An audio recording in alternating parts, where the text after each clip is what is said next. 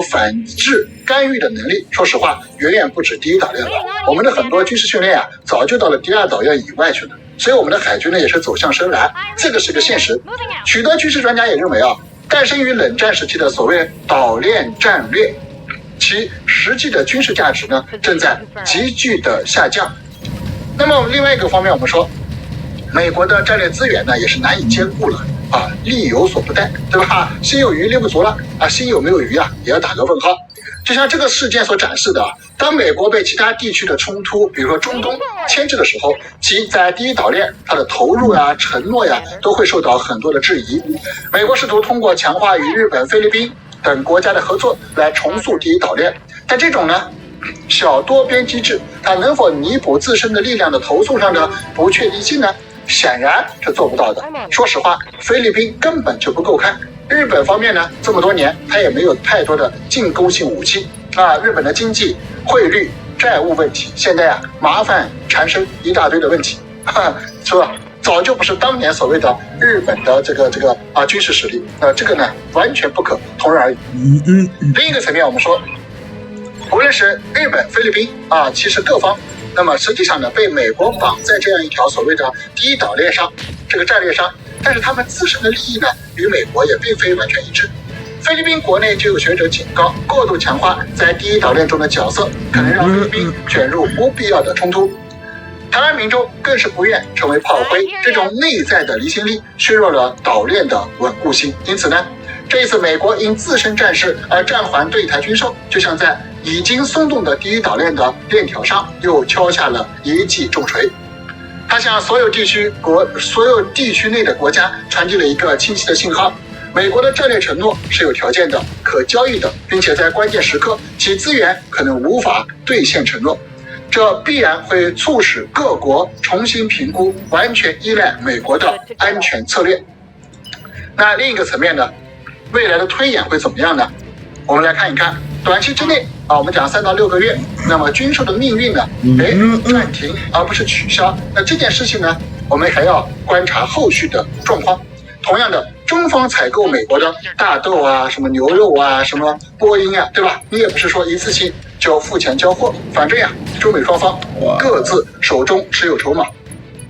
那么这140亿美元的军售最终是否放行，将取决于相关事态的发展。那特别我们说9月份呢，可能还有一次高峰会。那未来呀，中美双方这些筹码该如何应用呢？这也是我们要观察的重点。那么中美两国的博弈呢，我们知道台海议题啊，作为中美关系当中最敏感、最核心的议题，将继续成为博弈的焦点。中方会密切关注美方是否将不支持台独的表态落到实处，任何进一步的官方接触或军事的动作，都可能会引发更强烈的反制。其次，赖清德当局将陷入尴尬，继续鼓吹以美已失去说服力，但转向所谓和路又与其政治基础相悖，很可能继续的硬撑，用空洞的台美关系稳固这样的话术来安抚其内部，但实际能打的牌呢是越来越少。这是短期之内啊，半年之内的事情。那么中长期呢，我们说1到3年，美国对台政策的走向会怎样呢？美国内部关于对台战略模糊与战略清晰的辩论将会持续，但从特朗普的言行来看，一种更倾向于战略清晰，但同时又加大武力力度的矛盾策略可能会浮现。换言之呢，不甘心，对吧？一方面呢，他不得不在中国的各种条件实力上涨之下，美国方面呢要答应中国的一些诉求，关注中国的关切。另一方面呢，特朗普呀手中这个筹码呢，他要实时的这个不愿意放下。那这就是他目前会呈现出的一种矛盾的策略。那么明确表示不会为台独而战，但通过出售武器，把台湾武装成刺猬和豪猪，这个呢企图增加大陆统一的成本。在美国国内持这样看法的战略学者、美国的官方人士呢还是比较多的。当然，这在本质上是一种极不负责任的焦土策略。那目前美国也存在着不同的意见。两岸层面，大陆方面将继续牢牢掌握着主动权主导权，坚持和平统一的方针，但绝不放弃承诺使用武力。那么保留采取一切必要措施的选项，同时呢，会继续深化两岸的融合发展，争取民心。大陆的综合实力优势仍然不断的扩大，时间站在历史正确的一边。这一方面呢，我们大陆方面的自信心呢是越来越强。那么另外对岛内的冲击呢，这次事件应该说是会比较大，民众对战争风险的厌恶，对民进党当局的抗中保台路线实际效果的怀疑，可能会转化为选举政治当中的变化。国民党等政治力量关于这个避战谋和的论述呢，可能会获得更大的空间。那另一个层面是第一岛链的演化，美国不会放弃利用第一岛链遏制中国的企图，会继续深化与日本、菲律宾、澳大利亚等国的军事一体化。但这条岛链的核心困境，中国的反制能力与美国的资源限制将长期存在。换言之这样一条所谓的封锁链已经越来越名存实亡。那么其象征意义和政治意义呢，或许会远远大于它的军事封锁的意义。无论怎样，回顾这件事情呢，我们可以非常清晰的看到，美国暂停军售，表面上是资源不足，深层次上是算计权衡。中方强势回应，背后是捍卫国家主权和领土完整的坚定的意志和不断增强的综合国力。岛内一场关于前途命运的深刻反思，或许才刚刚开始。历史一再证明，台湾的基础一直不容任何外来干涉。一个中国原则是国际社会的普遍共识，也是中美关系的政治基础。美国任何操纵虚化一个中国原则的行为，都是在动摇两国关系的根基。对台湾同胞而言呢，以美谋独肯定是绝路，以武拒统呢更是死路一条。只有认同一个中国原则，坚持9·2共识，走两岸和平发展的道路，才能够维护台海的和平稳定，保障台湾同胞的福祉。那这个呢，其实也是老生常谈。那中方大陆方面的这个政策主张呢，其实都是白纸黑字，清清楚楚。这几十年来也未有改动。但反倒是台海这边呢，还总是变来变去。对于我们所有人而言呢，这件事情有一个强烈的警示，在中华民族伟大复兴的进程中呢，那么当然实力和能力，包括决心，粉碎任何形式的分裂图谋和外部干涉，这件事情非常重要。那么当下的这个台海和平的钥匙呢，确确实实越来越掌握在自己的手中。如果说包括美国在内任何企图阻挡中国统一大业的行径呢，那么我想呢，这个都是逆历史潮流而动，最终可能会摔得粉碎。那么关于这件事情呢，说实话还在不断的变化，中美之间的缠斗与博弈它也不是一局两局就会分出胜负，这可能只是一个环节。未来中美是会围绕着很多的领域呢，不断的展开斗争。那么局势呢还在发展，大家有什么想法呢？也欢迎在评论区留言交流后续的走势，我们持续的为大家做观察。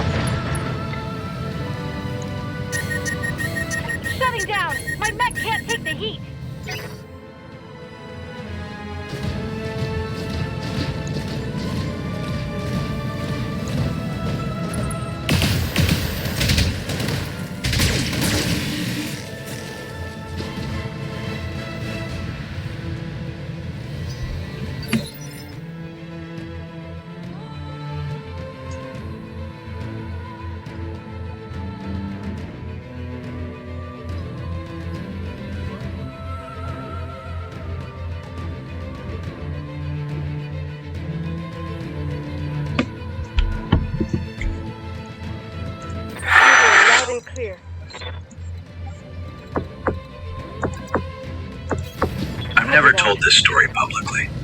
Not because I don't want to, but because every time I try, I second-guess myself. I start wondering if maybe I misread the situation. Maybe the timing was coincidence. Maybe the explanation is something boring and mundane that I just couldn't see from where I was standing. But then I remember the last transmission, and I stop second-guessing. My name is Dale Whitmore. I'm a retired park communications technician. That's a fancy way of saying I was the guy who made sure all the radios worked, all the repeaters were functional, and that when a ranger called for help, somebody could hear them. I worked for the National Park Service for 19 years, and I spent the last 8 of those years stationed primarily at a park in northern New Mexico.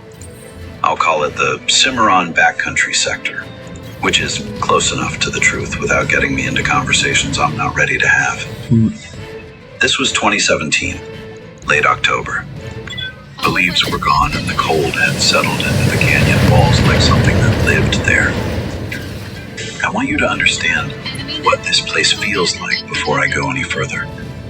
There are parts of the American Southwest, real, specific geographical zones, where radio signals don't behave the way they should. It's not folklore. It's documented.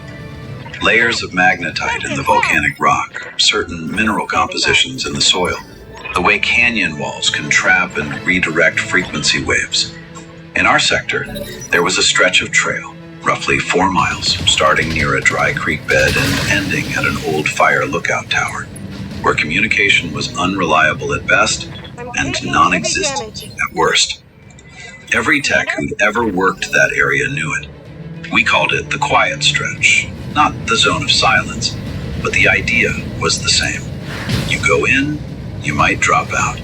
You come out, you check in. Standard operating procedure. Any ranger entering that corridor checked in at the entry point, gave an estimated exit time, and checked in again at the other end.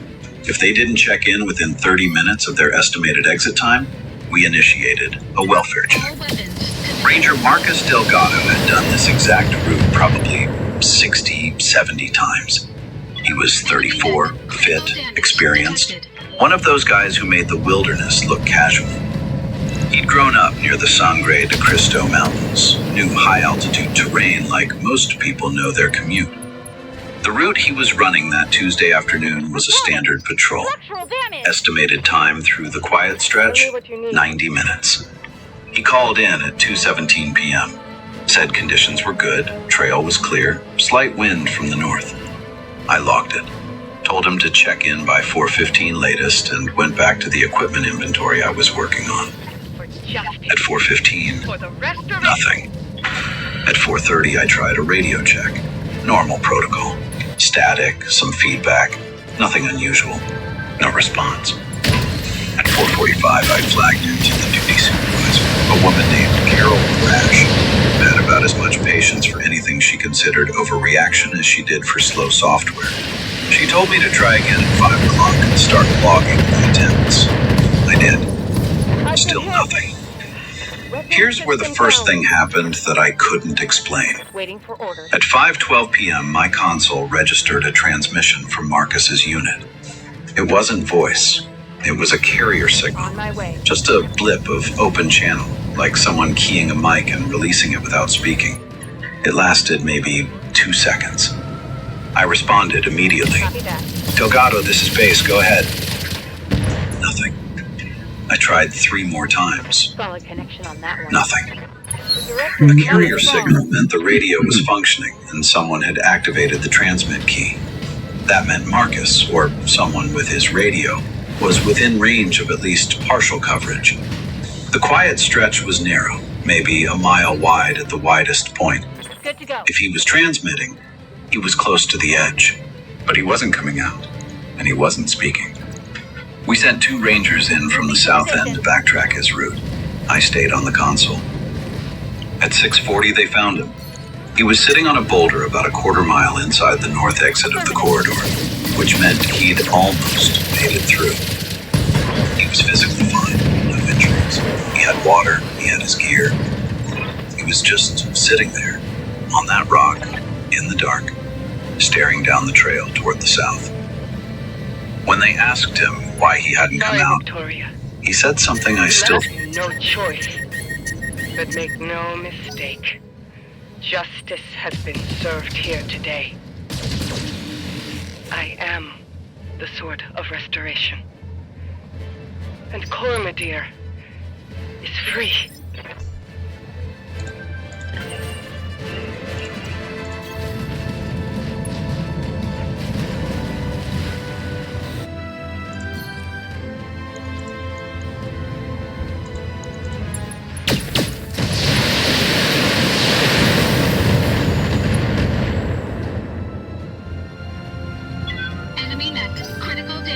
Detected.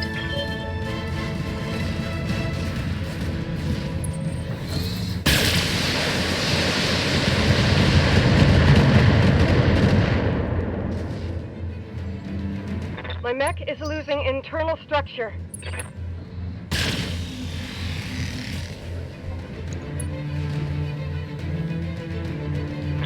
Passage is light. Orders.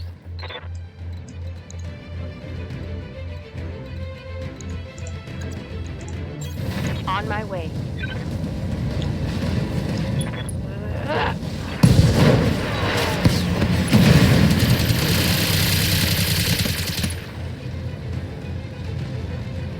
Hostile eliminated. Standing by. I'm coming for you, cousin. The Directorate dies today.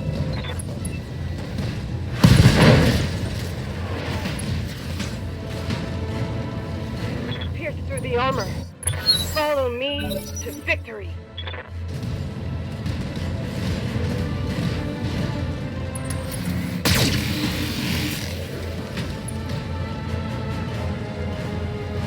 They put a hole in my armor.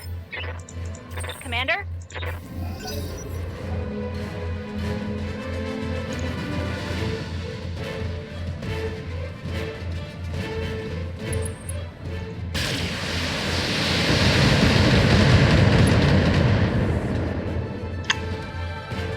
They're inflicting system damage.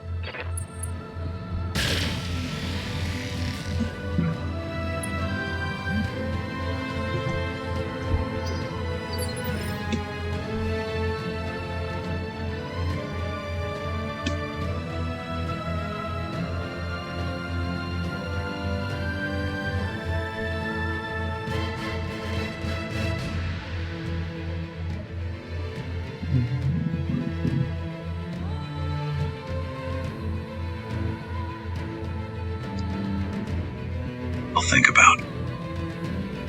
He said, I was waiting for it to stop following me. They brought him back to the station. He was quiet, not distressed, just quiet, like a man who'd made a decision he was still sitting with. He ate dinner. He answered our questions politely. When we asked what had been following him, he said he didn't want to describe it on record, but that it walked upright, that it stayed at a distance of about 40 yards, and that every time he'd stopped moving, it had stopped moving too. I figured, we all figured, large predator. Mountain lion behavior can be surprisingly mimicry adjacent. They've been known to track hikers for months. The way they stop when you stop is documented and eerie when you experience it up close. Marcus had mountain lion encounter training. He knew what to do. We asked why he hadn't activated his emergency locator. He said, because I didn't think it was a mountain lion. Then he said something else, very quietly, that I almost didn't catch. Enemy. He said, and I didn't want to draw attention to myself by transmitting. I sat with that for a second. Marcus, I said, Got it. we recorded a carrier signal from your unit at 512. That was you keying your mic. He looked at me.